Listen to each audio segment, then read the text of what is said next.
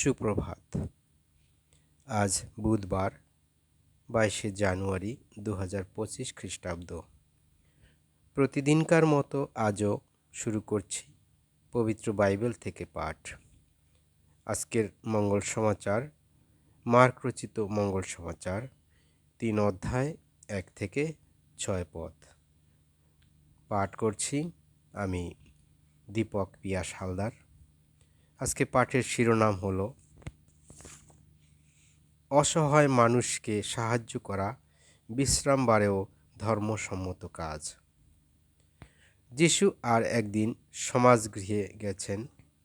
সেই সময় একজন লোক সেখানে ছিল যার একটি হাত নুলো।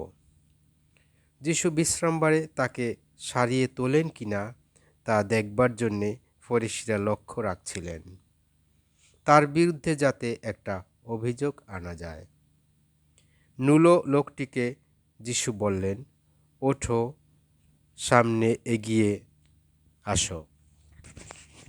তারপর তিনি ফরিসিদের জিজ্ঞেস করলেন, বিধানের দিক থেকে বিশ্রামবারে কোন কাজটি করা উচিত? উপকার করা না অপকার করা? প্রাণ রক্ষা করা না হত্যা করা? তারা কিন্তু চুপ করে রইলেন। যিশু ক্রুদ্ধ দৃষ্টিতে তাঁদের সকলেরই দিকে একবার তাকিয়ে দেখলেন। তাঁদের হৃদয় এমন কঠিন দেখে তিনি ক্ষুব্ধ হলেন। তিনি তখন সেই লোকটিকে বললেন, হাত বাড়াও। সে হাত বাড়ালো আর তার হাতটিকে তখন সুস্থ স্বাভাবিক হয়ে উঠল।